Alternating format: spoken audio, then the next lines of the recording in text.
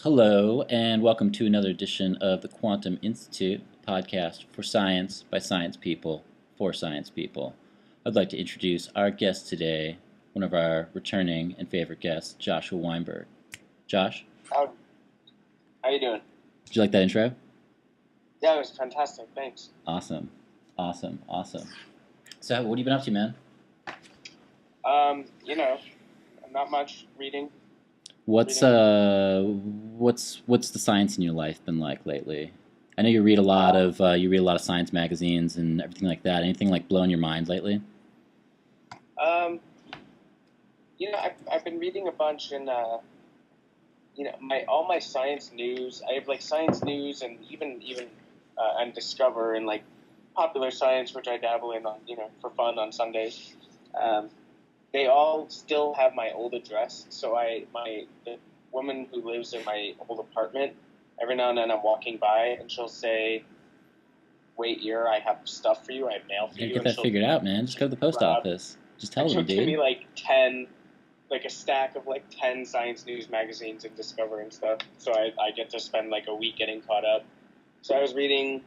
I think last time we were on, we were talking about different planets. I was reading about Europa, and I was reading about Enceladus for a while. Tell you the truth, most of the stuff I read now is online. I follow things Yep. similar magazines. I just follow them. Everything I read is online. What's that? I think everything at this point I read is online. Yeah. So what I was talking to you earlier before you started broadcasting, the nanomotors, I read about that. Yeah, that gets into one of the subjects for today, man. Do you want to? So we want to talk about I was interested in talking about nanosubmarines because apparently that's a thing, which again scientists have cracked, a submarine that can go into people's cells. Which that coincided with the topic that you brought up, which I thought is right on basically the same level, which was nanosubmarines. Well, I brought up nanomotors. Nanomotors. Right, because there was a bunch of different places that printed this story about, I think in the University of Austin, University of Texas in Austin, they engineered the smallest and fastest nanomotor. It's very interesting. What's it used for? What are they motoring around with it?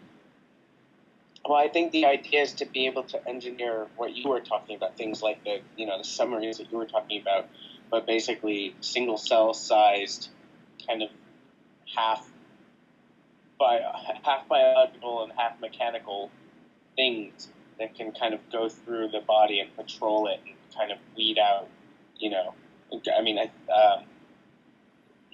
kind of go find cancer cells, for example, and kill cancer cells. Just these kinds of little little nanobots can just be kind of floating around and swimming around in your body and going after things that don't belong there. Mm-hmm. Which apparently is like we're trying to do in kind of a serious way, which is kind of crazy. Yeah, it's not mere theory anymore. They're actually they've been able to do that on us, on a small scale, but yeah, it's pretty exciting. Well, it has been proposed. I know it's shown up in science fiction and everything. I mean, tons of stuff like the idea of nanobots in your body. I'm trying to think of a really good example, but that it's been proposed as an actual workable cure for cancer, because if you get ones that attack, if you can train them or program them or whatever you do to nanobots to get them to do what you to prevent them from like just attacking to get cancer, then they can just swim all around your body just constantly looking for it and gobbling it up, whatever. Right, and they'd be smarter than the cells that are in our body that are typically charged with our body's defense. So one of the problems with treating cancer, I think, is anything you do, like when you do chemotherapy, you're killing lots of cells. You're not just killing cancer cells. And if you're lucky, you're targeting areas where there's lots of cancer cells, but you're just kind of blasting all the cells in that area, whether they're cancerous or not. Chemotherapy is pretty crazy, yeah. What's that? No, go ahead. I mean, that's been our options to Mhm. date. It's been these like really aggressive, lots of collateral damage type invasive Yeah. treatments. Although Whereas I'll if you tell actually you, I think that especially kind of, not great with what happened with the NSA. um, that there's legitimate concern that people have about putting robots, and especially like for some of these treatments to be effective, they need to put like they would inject you with a solution that had a million of these robots that go into your body. oh yeah, I don't know if we're quite there yet. I don't know if that's exactly that might not be quite what this is, but I mean I feel like there's a legitimate fear there, and then whatever fear there is of like putting robots inside your body has been exasperated by just a slew of privacy issues kind of all over the place lately. yeah. I mean, yeah, you can say that. I don't. I think a lot of what's been happening historically over the last several decades is people have been getting more and more comfortable and um, the idea of artificial the artificial kind of infiltrating their everyday life. Mm-hmm. Everyday Talk lives. up if you can talk a little close to the microphone. That'd be awesome. Yeah. So the idea of I think the idea of getting to a place where the average person is completely fine with injecting millions of nanobots in their body as just instead of doing inoculations or anything like that, you'll just inject one batch that'll just maybe stay in your body for 10 years or more. Maybe who knows what their lifespan will be. And they'll just stay in your body and weed out and attack things that shouldn't be there, whether you're talking about cancer cells or excess calories or toxins that you're having a hard time filtering out. I mean, all kinds of crap. Yeah, sooner or later it would just be another inoculation, basically. Right, and I think, to be honest, I think it would go towards dramatically extending individual human lives. Mm-hmm. And I think more often than not, I think people would be willing to do that at the risk of, oh well, maybe somebody's using them for sinister purposes. And I don't think that doesn't tend to be foremost on people's minds when they're considering their health. Well, also I could be as paranoid as I wanted about mini robots in my body, but if I have serious deadly cancer and that's a cure, I start listening like real carefully. You know what I mean? Yeah. I mean, your doctor tells you like, well, I can blast you with chemotherapy and we can hope for the best, or I can give you this batch of like basically a mini army that's going to go in and literally kill every cancer cell in your body and you'll be fine. Eye surgery, I think, is a good comparison, man. I mean, people were freaked out about that when that first came out, and like there was kind of horror stories and stuff, and now it's sort of become just another thing that some people brain do. Surgery, every major. I mean, the heart used to be something that you just didn't go near. I mean, all these kinds of dramatic innovations in medical technology have always been kind of disturbing at first. And that's the thing, like, whenever we introduce radical new technologies, they might seem bizarre and crazy and people resist them at first, but eventually they just can't. But it's usually so, the introduction is usually so gradual that we don't really notice. And I'm sure if people 30 years ago or even 20 years ago, looked at us today, they would scream 1984. Everybody's walking around with their own personal GPS unit. Anybody can see them at any time. Nobody ever goes off the grid. Everybody is watching. Oh yeah, it's a Louis C.K. thing. We're so jaded on it. We don't give a shit. We're so, like, my phone broke the other day, and I was like 24 hours without a link to the the world. I mean, the real, the social, I mean, not just social networking and news, I mean, everything. And it was just so bizarre to not even be able to look and, to be connected to that. Yeah.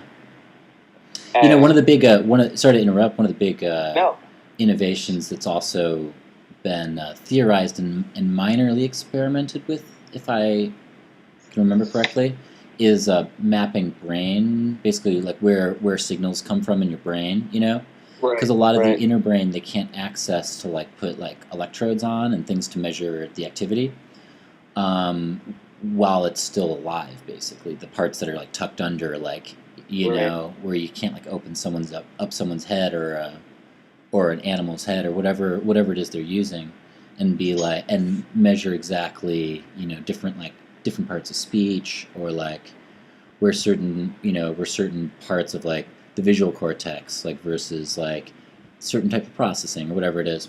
And so Right. I I mean, know there's at least one scientist who is like really out there doing intense brain mapping surgery, basically using some form of like nanobot technology,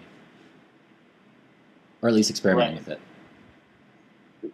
No, I remember a friend who was really excited and kind of scared. She came to me and she was telling me she read this article about nanobots. And Mm-hmm. this is like 5 years ago or something, maybe more. And they were talking about injecting a whole bunch into your brain that would go in and essentially Xerox every cell and every neuron, and make a working model of your exact brain and put it on the computer. Which Mm-hmm. I think is what that new Johnny Depp movie that I haven't seen. That's kind Transcendence. of what it is. I think I was the What only is it? person that liked it. Transcendence. Yeah.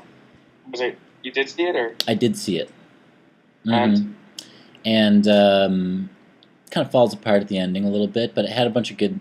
It had a bunch of really cool stuff in it, Right. and like the I thought I mapping part they did pretty well. Actually, the mapping part was sort of a weird montage, but like in general, they it was clearly like the direct. I'm sure the director, he worked for Christopher Nolan for a long time, and Okay. I bet you like $1 million this guy is like a technology geek times 10. You know what I mean? Like Right. that part was done throwing out a lot of terminology that like like quantum computing, like Bob. I don't know. Like it seemed like at least it was thought out. You know, Mm-hmm. not so much certain aspects of the plot, which I think critics latched onto as a problem, and therefore it got pretty panned at the office, but the old box office.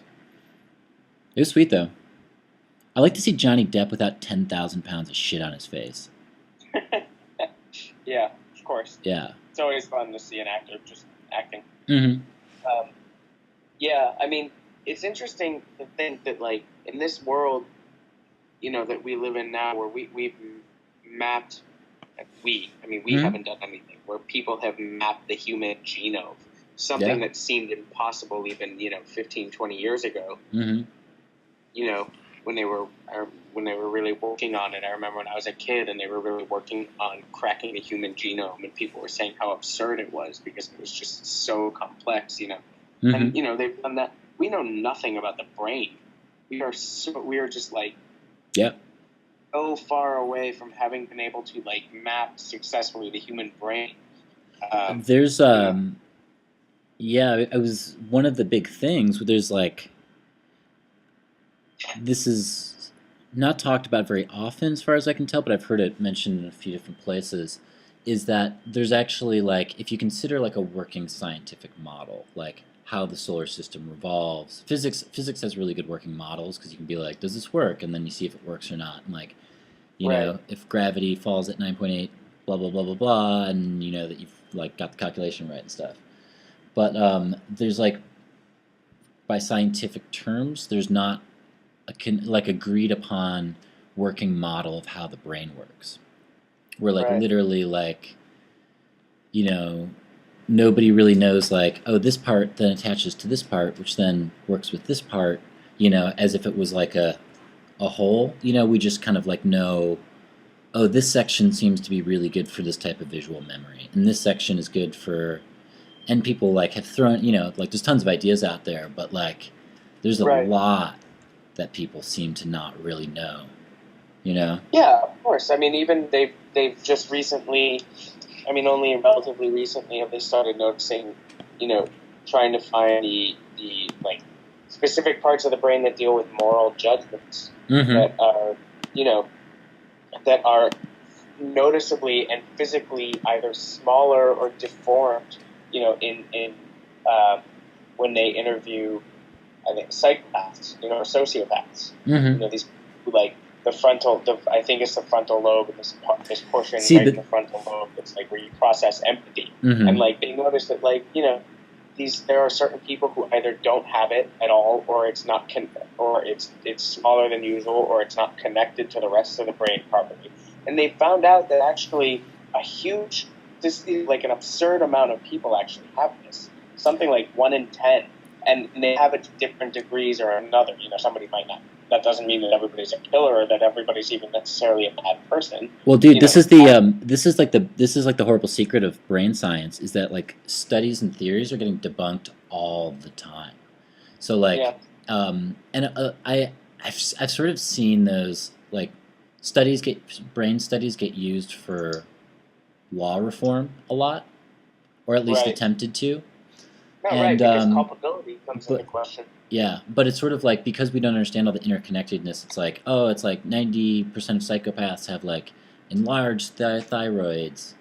But if you don't know concretely what that connection is, it's really hard to say like what causes the other, if they're actually related, there's like a million things that go on.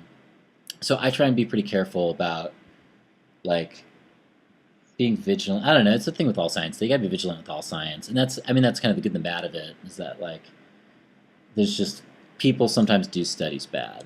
You know what I mean? Or results are interpreted weird or stuff like that. And Right. yeah, I don't know. Yeah, I just see know, with the brain ones a lot. It's weird. To bring it back Mhm. a little bit, there was they released a video, I guess at the Albert Einstein College of Medicine of Yeshiva University. Okay. Is that right? They were able to essentially videotape. You can watch this. It's on YouTube. What they're fairly confident is memories forming. So you're watching these like neurons firing. You're seeing what looks like these kind of electrical signals going in the brain, and what they believe they've been able to find is like you're actually watching memories form. Ooh. And this is the implications here are pretty amazing. I mean, I am. Well, I don't they wanna say did a. Can I jump on that for 1 second? Yeah, please. There was famously a thing where they had mapping, just looking at somebody's brain. They tried to recreate what they were looking at. Right. I think it was either what they were looking at, or it might have been what they. Okay, I think it was what I was looking at. I'll look it up in a second. And just from getting the brain images, the computer made a rendering of it, and it Yeah. was pretty accurate. And it was Steve Martin in the second Pink Panther movie, Okay. and I have no idea why they chose that, but it was like him with like a little French mustache and stuff.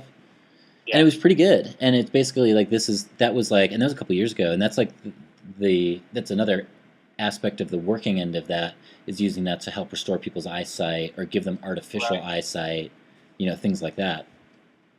Yeah, I mean the video I'm talking about is not a human brain. It's a mouse. It's mice. Oh, gotcha. Okay. So it's very simple for them, but it's you have to obviously start simple. So they have this video, and you can just see molecules kind of rushing around, like on their highways, essentially, like these things kind of Mhm. firing back and forth, and it's, but the really interesting thing is how we've conceptualized, how we've conceived of what we have considered to be incorporeal, rather. So. Mhm.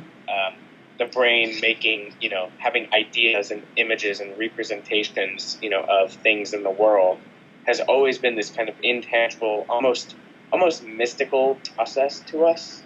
And it's why, there's a great deal of work on the, mind and body, separate things, Mhm. two separate things. And, this was the epistemological question was introduced by Descartes for the first time essentially in history of philosophy, and I'd like to interrupt here to mention that Josh is getting his PhD in philosophy, working unsurprisingly. Yes, the science. So science is that branch of philosophy which relies on mathematics instead of logic. Oh, Josh. So, Hey, can I pause you for? of course. Oh no, never mind. Sorry. No. No, I thought I had a roommate coming in, but Oh, okay. no such luck. They heard you talking about science, and they. Ah. Let's get out of But no, I here. mean the idea that we can bring these processes into a visual and show it as something physically happening in the brain, you know. Yeah. Um, oh, I know. The reason I mentioned Descartes is because he invented a gland called the pineal gland, and he just completely made it out of nowhere because the mind existed in one incorporeal plane of existence and the body existed on this physical plane of existence, and he invented this gland, which is where like how the mind and the body interact in this weird bizarre way, because he couldn't make sense of it. And it's silly, and people still today have a very hard time reconciling how the mind and the body interact, because it still seems counterintuitive to people that the mind would exist on the same and as the same kind of thing, as the body, So Well, just to being put able it, to kind of get into the brain and start to understand it and look at it and watch things actually form and happen, it's fascinating and yeah, I mean, just to put a cap on that, logic. I would say a lot of times I don't understand why I do some of the things that I do, and I think a lot of us feel like that. So Yeah. it sort of makes the like, well, if I don't, clearly people are irrational. So how can you really say that you've understood concretely, like, an action or a thought or an emotion or something? But they're finding out that some of them possibly can. Anyway, Yeah. do you want to move on to next topic? Yeah, sure. What was your next one? Well, I thought the researchers detect smallest force ever measured was both pretty cool, kind of like sticking with the subject of the miniaturization of everything, and creating micro versions and mini versions to do specific work for us. This is more on just like a particle physics side of it, so and thought it was kind of an interesting article. It's called Where was the article? Quantum Back Action at ScienceDaily.com. Also, it had this glorious sentence that goes, using a combination of lasers and a unique optical trapping system that provides a cloud of ultra-cold atoms, the researchers measured a force of approximately 42 yoctonewtons. That is an awesome word, yoctonewton. A yoctonewton is 1/septillionth of a newton, and there are approximately 3 times 10 to 23rd yoctonewtons in 1 ounce of force. Okay. So 1 ounce of force. How does one measure an ounce of force? Oh yeah, I guess an ounce being pushed against something. Yeah. So that was cool. That was a great sentence. Ultra cold atoms. That was also pretty. I mean, that would be a good name for like maybe not like a metal album, but maybe like an indie metal album. Ultra cold Yeah. atoms. It's no, it's good. I mean, well, what? Tell me first why this like really struck you. Why you think this is so cool? Oh, just because I What well, that I think changed? particle physics in general is pretty cool. I'm also wondering. Yeah, it's things get really interesting at small scale. There's still a lot of, I guess, one of the reasons I'm interested in how small measurements get, and everything like that, is because there's still particles out there that we want to discover and would be important for physics. Like, for instance, the theoretical graviton, the gravity force particle, which we don't know if it exists because it would be too small to measure. And I'm trying to think of other examples, but Higgs boson was an example. Like that actually has to do with Mm-hmm. how fast you can measure things. And I think their camera for that they were firing when that one that it's still under like investigation. So I won't declare it or anything. But it was Right. but the camera they were using shot at 40 million frames per second. Keeping Okay. in mind that a movie shoots at 24 frames per second, and that Lord of the Rings that shot at ultra high speed, that was supposed to look clearer, shot at 48 frames per second. So this shot almost a million times faster than the ultra high, super duper camera That Hollywood has that to what's his offer. name? Yeah, that Hollywood has to offer. So that's what the laboratory is using over there. It's pretty goddamn sweet. Oh, Right. also on the more awesome side of science, from the what is it called, the particle accelerator that's in Europe? Isn't it just the high Oh, the CERN, right? the what? CERN particle accelerator. Yeah, isn't it just called the particle accelerator? Yeah. Anyway, that they asked one of Or the the. hadron collider?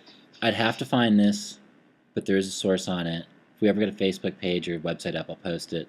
But they asked one of the scientists there what would happen if you put your hand in front of it, Okay. and he said it would put a laser-sized hole in your hand. It's just like you wouldn't want to do that. It's firing at like 40 million degrees or something, or it's firing at some insane temperature. So I thought that was pretty cool. Yeah, I think what's interesting, to be able to measure. First of all, to be able to measure at that small. I mean, the word small doesn't really come close to, you know. I That's mean, the best word I subatomic got. particles, you know, like Yeah, I mean, they parts of found an out, atom.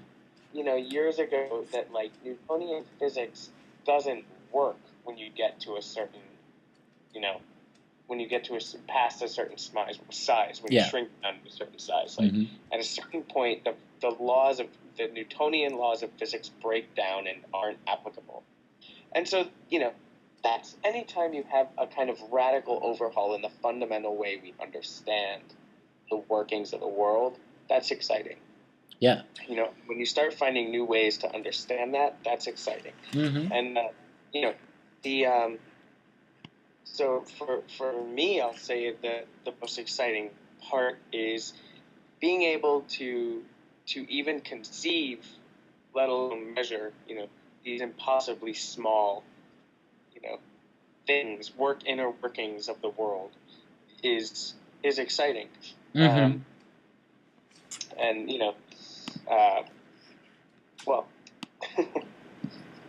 I don't know. I mean, that might be all I have to say on that. Unless you No, want no, me I mean, I'll jump off on that. I mean, like, what I would say about, in terms of the smallness is exactly that, Newtonian physics, what it doesn't work at for, I think, all the forces is the infinitely high or infinitely low. So, as you said, it's the smallest force is where, you know, and that's where quantum physics comes in. Once you get to basically like the size of the atoms or size of groups of atoms, I mean, in certain cases, like an electric flow or magnetic flow, it may be like whole blocks, you know, or something like that. But basically, it has to do with like at an atomic level. Um, Newtonian physics gets if you take it just to infinite small, things don't work out. You know, the math doesn't work out. You end up like dividing by zero or something like that. well, And here, you know what? and quantum Oh, physics.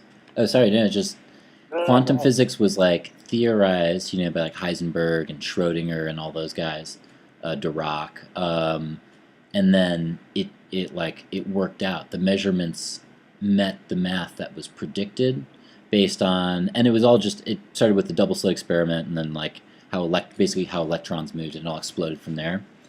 But certain things like gravity. I mean, gravity's. I've talked to you about this before, but nobody understands at an atomic level why gravity does what it does. For instance, but we do Right. understand at an atomic level exactly why electricity does why it does, and why magnetism does what it does, and why like the forces that hold an atom together work as they work, like at a one-to-one level. You know, like um, and so you know this is why I'm interested in the subatomic thing because you know if you can find the graviton, that would prove certain theories about it.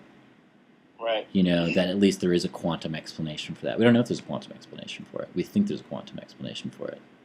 Yeah, I mean, we think there. It's been our theory. I think that there has to be because they don't fully understand it. You know, otherwise. Yeah. Which isn't really a logical proof at all. But you know, it's how we make things work, make things make sense. But I mean, it's interesting to think of well, gravity. You know, in terms of force. Great movie, by the way, too. Gravity. Oh, I haven't. You know what? I haven't seen it yet. Oh, see, that is one of the very, very small list of movies I would ever recommend to see in 3D. Yeah, but they no, did I a really have good job with I that. have a 3D. I splurged and I have a 3D TV now. Oh yeah, do you put the glasses on?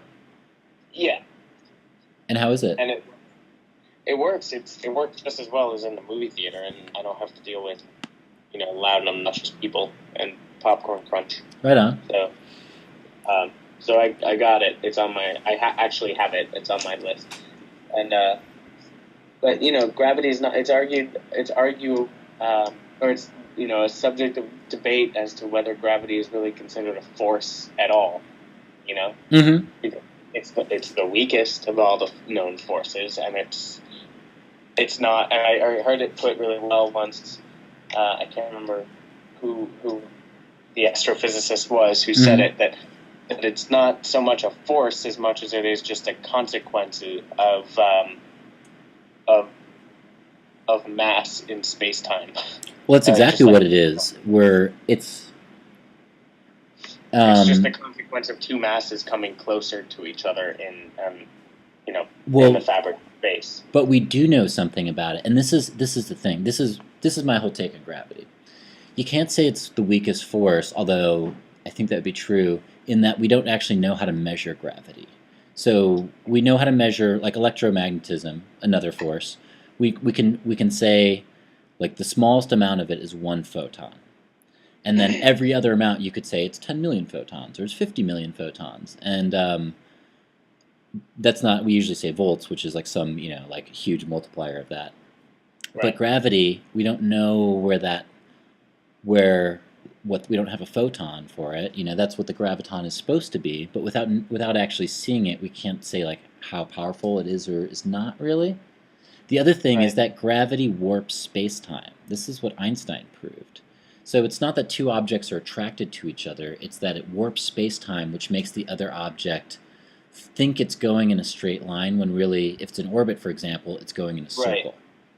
Right. And so it's like I think the best way it was illustrated, the best way to illustrate it is just if you're in like a classroom and you're trying to explain it to students, you have all the students stand around in a circle and hold a big blanket, and pull it tight and say, okay, the blanket is space-time. That's space and time weave together to create this kind of fabric.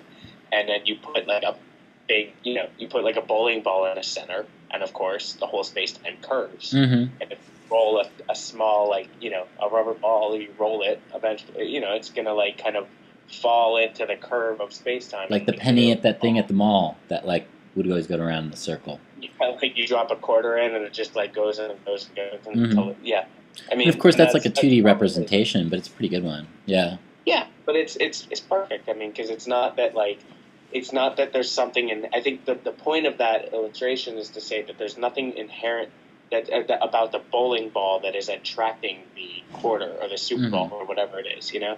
There's something about the actual space time. It's not a lasso that's towed. It's like that's attached from one to the other. It's bending the bending the mattress. It's sitting on the mattress, so everything falls towards you. The item thinks it's going straight. But so this is the thing is that mass, which is everything that for the most part everything, has mass, and that bends space-time. But we don't know what space-time is made out of. We have no model for that either. Just speculation.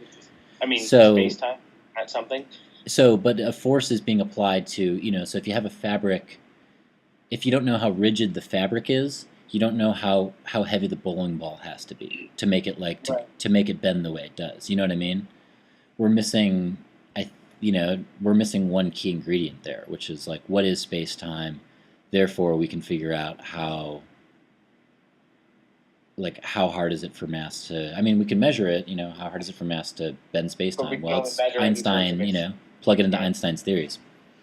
Right. We can't measure it in why? Terms of anything in itself. Yeah, and what does that mean to bend a material that you don't know what it's made of? You know what I mean? Right. I mean, but gravity is essentially, we were talking last time I was on your show. We were talking about, I think we mentioned the warp drive. Yeah. And that's all gravity is. Yep. Is it kind of bends. I mean, it very, it bends space, but I think it bends time too. To just, I mean, depending on They how. well no they bend as one.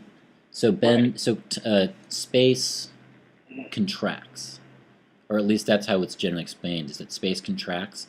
Time actually sort of feels like it extends because time, time dilation. Your time slows down. That particular chunk of space time is moving at a slower time amount, and they both occur as part of the same equation. So it's all in balance. So as one goes up, the other goes down, or they both go up depending on how sort of whatever the picture in your head is saying. You know what I mean? Yeah, but I'll give one more final thought, and that's Final thought. I wish I had a soundboard. Do you think I should get a soundboard for this? sure. We could give you like a little Jeopardy intro, or like, I don't know. You can come up with. We can write a theme song for you. Mm-hmm. No, the final thought, just on being able to measure smaller and smaller areas, Mm-hmm. or forces or distances or anything like this. Speaking of so Newtonian physics break down, and that's why we have quantum physics. But they started finding that. Well, I'll preface what I'm going to say with another thing. The principles of existence, the foundations of existence, have always been taken to be space and time. Mm-hmm. And very recently with Einstein, or if you're in my field, someone like Heidegger. Einstein and Heidegger, by the way, had the exact same final conclusion. It's that Einstein used math and Heidegger used logic. All right. But the space and time is really one thing, just perceived in two different ways. Mm-hmm. But since the beginnings of philosophy, since man first started trying to systematically understand his environment, it was always taken that space and time were the fundamental, the Mm-hmm. conditions for the possibility of existence. And very recently, they started measuring smaller and smaller and smaller, and they started getting to this place where they realized that what they were looking at, when they look at things at the subatomic level and the quantum level, that things break down to such an extent that space and time completely lose meaning, that they don't even exist yet. Yeah. That there is essentially something that there is a state of existence that is prior to space and time. And that in itself kind of blows my mind, just as a sentient being trying to understand the world, that there's a state of existence that's prior to space and time. It's, completely screws with the whole way we understand and the way we grasp the world. Time is tricky, man. Anyway, do you want to go over what we talked about and go over that top 10 list you were saying? Do you remember what magazine it was for? I can get it up over here. The top 10. Oh, the top 10 technological breakthroughs that are going to change your daily life. If it's on BuzzFeed, I refuse. No, it was probably on one of the. I mean, I follow BuzzFeed too, so it might have been, but could have been on Science, or I'm trying to think. There's one on Wired. Do you want to go through this? Sure. Okay. So I guess let's quickly summarize, and then answer the question: deserves to be on top 10, and then I guess that's about it. Any personal thoughts you may have on it? Okay. All right. Okay. Number 10. Humankind goes interstellar, because the Voyager finally left our solar system. The one we flung out in the 70s, I think. Right. Mm-hmm. It's like in the process. It has enough memory on board to hold an average-sized JPEG now, and it's gone into the OARC cloud. Okay. Yeah. So. I'm pretty stoked on that. Yeah. Yeah. Yeah. We sent something out of the solar system. I think we should be proud of that. I think so too. I mean, and of course, the That I would count that. So what is the exact parameters of the list? Is this top 10 what? It's Wired, so it's like no, it's top ten scientific discoveries of 2013. Oh, discoveries. So of course they start with one that's not actually a discovery; it's just something that happened. Something we did. Yeah. But you know, I think we can just go with how about them as like top 10 scientific things that Wired thought was cool.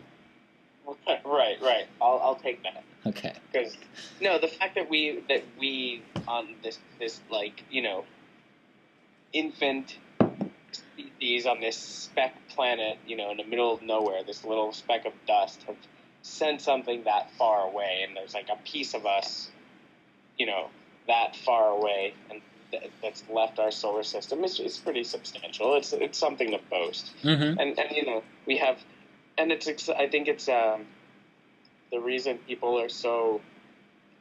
I mean, one of the big reasons. Well, you're big on you're like super on Neil deGrasse Tyson side, which I also do agree with that. Like big and splashy space stuff is what's gonna like basically propel us forward. That's how we need the huddled. We need the masses to be super into it. At least enough. At least enough to get. Excited Yeah. behind like large scale projects that lots of people are involved with. Like, Yeah. I mean, Neil Tyson talks about the Apollo missions serve that purpose. Mhm. I don't know to what extent Voyager does, but Voyager is not just something that we did that we sent up there with a piece of us, but like Voyager has the golden record, the golden disc on it, which has greetings in every conceivable language on Earth. Or I don't know how many languages. It's Mhm. got people saying hello from Earth, and it's got fuck, and it's got other I can't a couple old. There's an old blues piece on there, and there's our mathematical Oh, you're equation, so and yeah. and there's even coordinates of where Earth is, which that was a subject of great debate whether they should send that out. But what's exciting is that you talk about the if is it possible that there's another species of intelligent life out there? Like, yeah, of course. I mean, in the infant. I mean, how? Think Well, that gets in the next one on the list. So What's that? the next subject on the list is they just say billions and billions of Earths because again, Wired writes like a bunch of like internet writers. Right. But basically, it's talking about the fact that we've discovered now that we're discovering exoplanets and planets in other solar systems, and now that our technique again has gotten better, this is also a place where we're doing really cool stuff. Is how far we can see. Right. That we can actually, And planet detection. yeah, that we're finding ones that are the size of Earth, and we can tell by their composition to a certain extent. If maybe they're made of like Earth-like stuff, if they're made of rock. You can tell by the mass and the size, basically how dense it is and stuff like that. So, I mean, they're a little late to the show because that's been happening for a while. So again, I don't know exactly why they put this as like a top scientific discovery, but I'll take it because I do think it's really cool. It's kind of the Interstellar thing where there's not a lot we can exactly do about it quite yet, Mm-hmm. unless we want to send some 1,000-year-long messages to somebody if we discover a Death Star somewhere or something like that. Well, that was what I was thinking just now is like the odds of us evolving intelligent life at the same time as somebody else evolving intelligent life, and then were able to meet each other. That's what becomes like very small, But the idea of like putting something out there that says, "Hi, we were here for a minute," existed for a second, and knowing it's going to be there long enough, hopefully it'll go out into space, and maybe someday, millions or billions of years from now, somebody else will pick it up and say, "Hey, cool, somebody else is out there." How much would that mean to us as a people? To have a piece of ourselves and just a small piece of our culture kind of live on almost almost like a way of achieving immortality, which is something that human beings are always striving for, Mm-hmm. In one way or another. But wouldn't it mean something to us? What kind of implications would it have for us if we received something like that? Well, if we just found a record that was 1 billion years old from somebody saying, "Hi, we were here." it would I mean, in terms of what implications it would have, I mean, say what you want, and people will freak out, but like I think generally the implications would be positive. Like, if they're not here, Yeah, if they're not coming to zap us, we're only gonna learn. You know what I mean? right. And No, no, that's no. and that's I and think that's it would always be. like a propellant forward. I think it would be greatly positive. I mean, Hmm. to think about think about how much horror has happened on this earth, thinking that we are the lords of creation and we are the best of the best, and the fact that we're intelligent. No other species has ever been intelligent. Nah, What I if we think it's found out cool. that, like, well, actually it happens from time to time, some Yeah, bizarre species, in the right circumstances, this happens. It might have, I don't know, it would put there's things in aliens among perspective. us. As long as they were chill, like I wouldn't worry about it. I could hang out with some aliens. It's cool. Um, I think also, if like sooner or later there will no longer be an Earth. And I don't want to get into like any politics of like nuclear war or anything like that because it's just not feeling the politics today. Um, but even if we were like a billion-year-old civilization, we would feel the threat of annihilation over and over again. And eventually the sun's going to explode. Like that's just going to happen. Yeah, So at some point in the future, if the human race wants to make like a serious shot for immortality, we would have to think extraplanetary.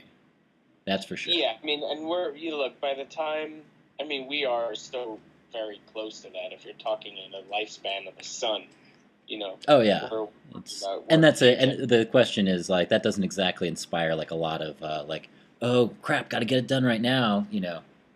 No, In but people. it's being done right now anyway. It's being done slowly because funding's always a problem. But if we're around when the sun starts to explode, we'll have long since figured out how to get out of here, Yeah. Well, or we'll hopefully, die. or we'll explode with the sun. Or we'll die horribly.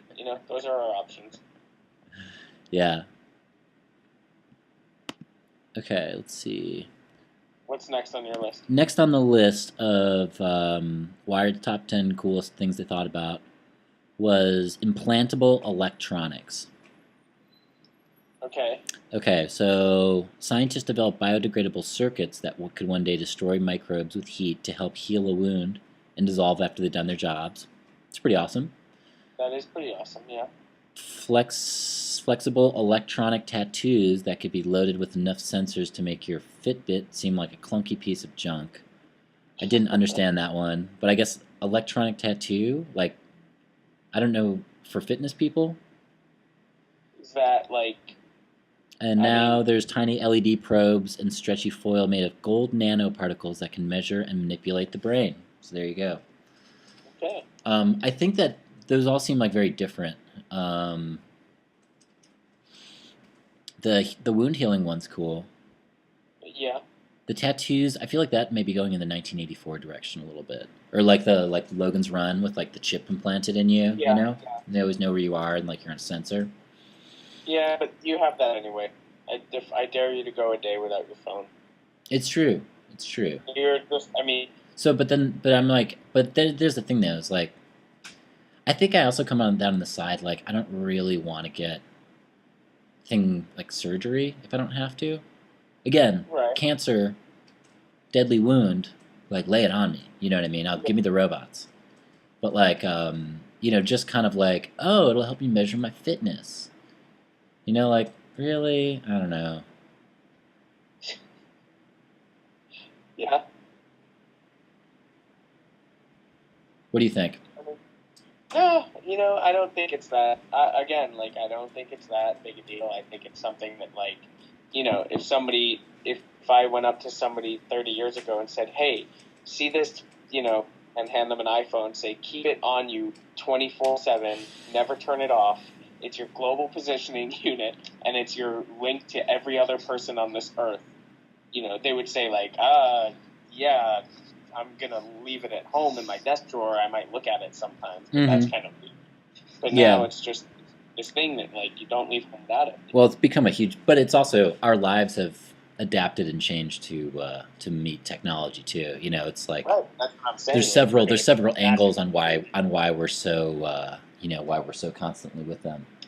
Right, but if one day Mhm. like you have the option of just implanting it in some way, or even just getting a little tattoo, and then you don't have to actually carry anything, because we've Oh, already you know what? decided that we're the kind of culture Yeah. that we're not going to put this thing down. We're not going to walk away without it. We can't, because we decided, we adopted it, and then we started structuring our society, around that. And then you've got And like your so- Google Glass Ray-Ban, so you don't need a screen. You're just kind of now like we're gonna flipping it make on a We're just one. going to keep making it easier for these kinds of technologies to be accessible to us. So if we can just implant it in our head, we'll probably happily do that.